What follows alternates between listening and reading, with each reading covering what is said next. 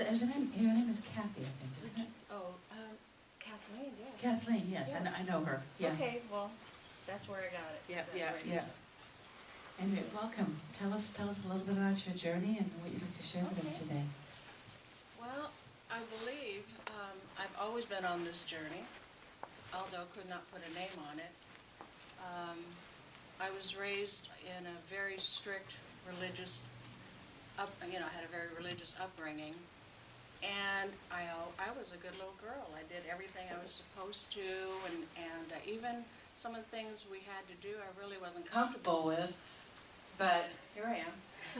Some sound there. Thank you. But I did them because that's what we were supposed to do. And of course, back in those days, I didn't know I had choice. And like many of us.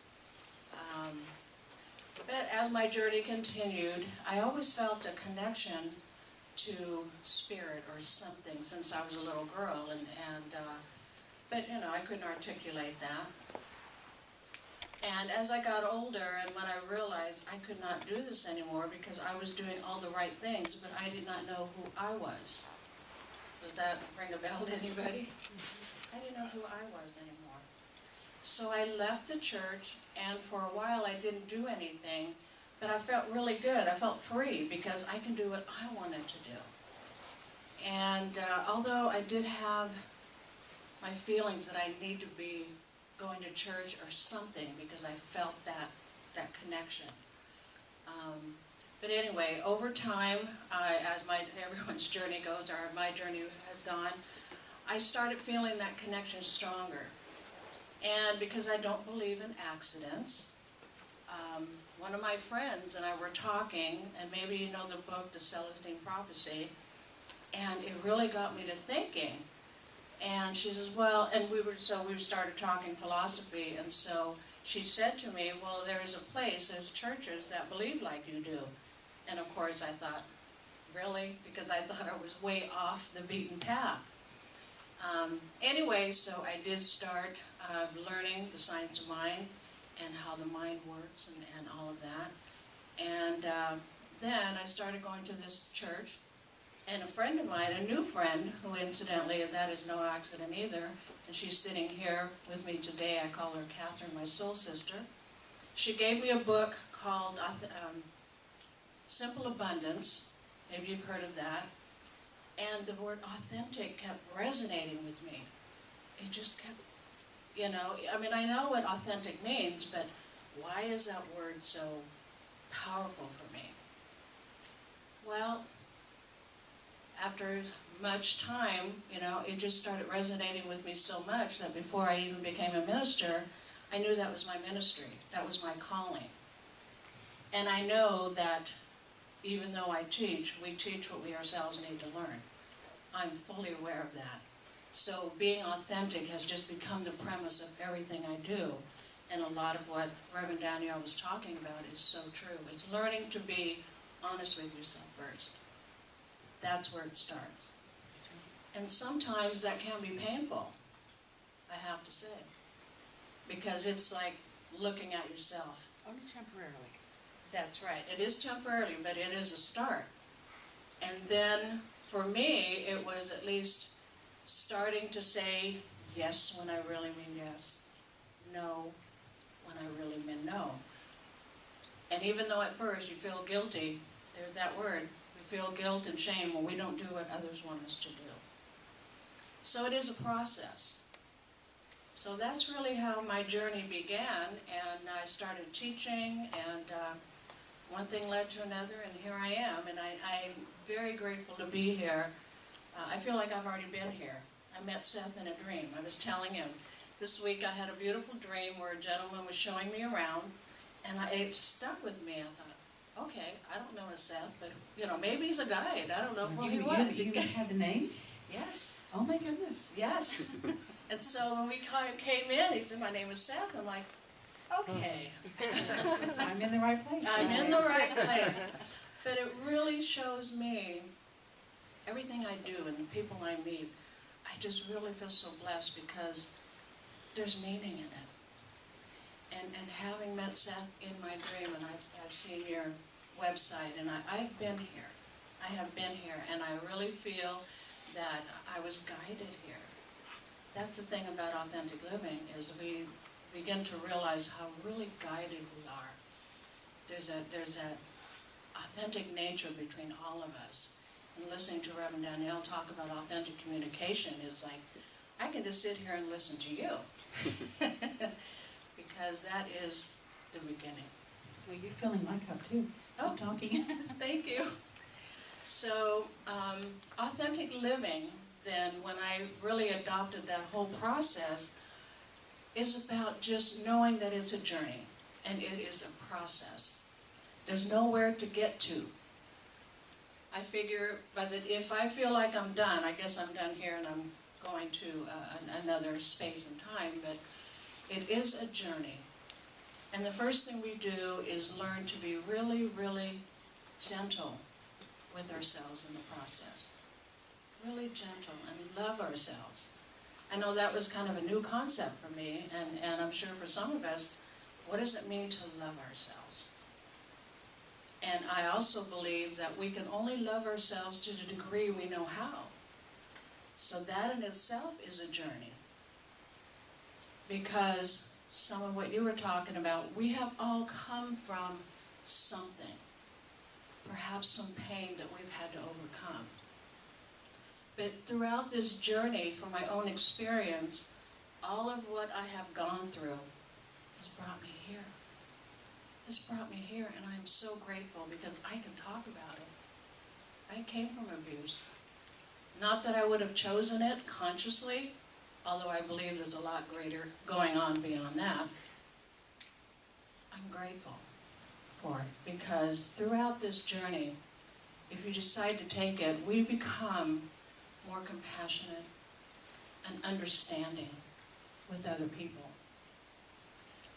We won't be so judgmental. I'm not saying we never will, because sometimes that's the other thing about being authentic. I know when I've made my mistakes, but I'm willing to admit them and forgive myself.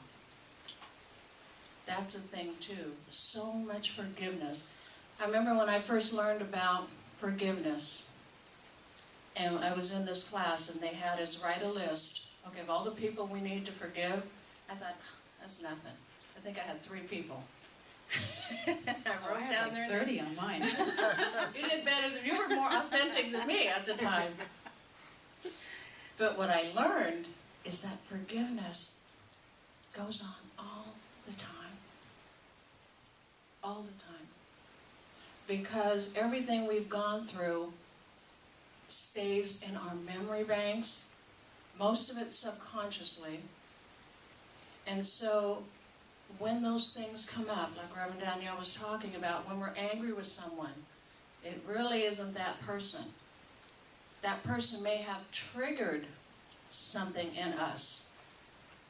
And when we look at that, it's amazing. But we have to be open. When we take this journey, we have to be really open to the unfoldment of who we really are. And the results or the outcome is just so amazing. I would have never thought, I wasn't going to be a minister. I don't know what your journey was, but It surprised me too. okay, I think most of it. And I denied it for a long time. I went so far to become a practitioner, spiritual counselor, and I even taught. But to actually get my ordained minister license and a doctorate, I continue to be guided. And it isn't so much about the title. I have to tell you that for myself. It isn't about that. It's about who we are, what we're here to do. And throughout this journey, you will find that out. Things beyond what you can imagine. But the thing is to be present and to be open. Who knows? I didn't know I was going to end up here in this magnificent place. I'm still vibrating from the moment I walked in here. And I knew I would because I saw it. I thought, oh my goodness. I was telling Dawn, wait till you get here. It's beautiful. You've created something magnificent here. And so the journey of authentic living becomes a way of life. It becomes a way of life. You start being more observant. You start living more in mindfulness, in awareness. And I know, having taught some classes, and people are going, oh my goodness, you know, how can I pay attention to everything I'm doing? Well, at first it may be that, but when you start, when you're, like anything else, it becomes a habit. And I believe, from my own experience and what I've heard, when we first start knowing this, we start being a little judgmental because we're beginning to get it. But that doesn't last very long, because then you start just moving and going with the flow of life. Everything just moves. There's harmony.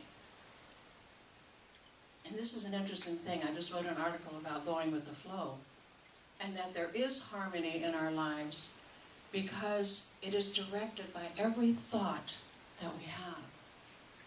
Most of it subconsciously. So I really, really stress this, because whatever may be going on in our lives is part of our journey. Please don't look at it as something that oh my goodness. Because I believe wherever there's chaos, if you will, something greater unfolds. It just does. It's natural. It's a natural flow.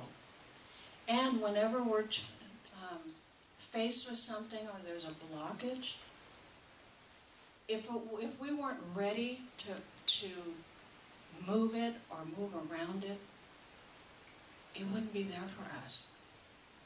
I know, I remember going through it in the early days, and I said, okay, I've gone through this, whew, I'm done. We just go deeper. And that's where forgiveness comes in a lot, because we heal at different places. We heal deeper and deeper. We're like that onion that you peel the layers off. But I guarantee you, the more we do it, the brighter will shine. We do. And we'll look at ourselves and say, God, you know, I like to think of all of us, everyone in the room, as beautiful, and we're magnificent.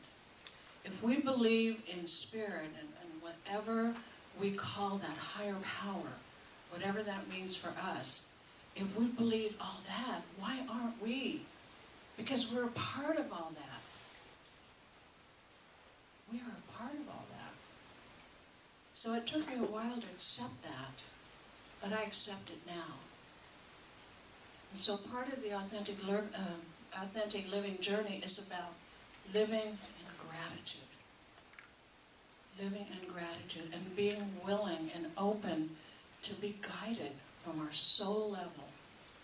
Because our soul is talking to us all the time. But are we listening? Are we hearing it? I say that because of all the busyness that we have. All the busyness, all the stuff we do. I used to have the TV on all the time. Well, when I got home from work, so, you know, it's like, I can't hear myself think. Maybe I didn't want to. Maybe I didn't want to hear myself think. But go out in nature. This is a beautiful place here. Because when we continue to go on this journey, we realize that we are, in essence, pure energy. That's it.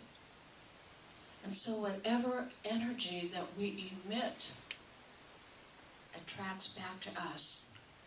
So listening to your story about manifesting that beautiful place, when you're in that flow, things have a way of moving. Yes, that I'm so glad you shared that, because the honest truth is we do let our fear get in the way. We do. Or maybe I'm speaking for myself, but you know, but once we just take the chance and move. Have you just ever had a day where everything just goes? You're like, wow, look at this. Everything is just flowing because you're in the zone, you're in the flow. regardless of what's going on. That is the life that we can live. Yes, yes, Those don't have to be random days. yes. And that is what the journey is. But I think we start noticing it more, you know, because it is the way we live. But sometimes I feel like it's just one thing after another. And I know many years ago, someone told me that, because I'm a very excitable person, and I get, hey, you know, because I'm just so in awe of how life works. It excites me. But someone once told me, oh, you know, you're so used to manifesting, and you know, it shouldn't be a big deal. You won't cry, you won't laugh. And I'm like, I don't know how to do that. But you know, we were all raised a certain way. We have all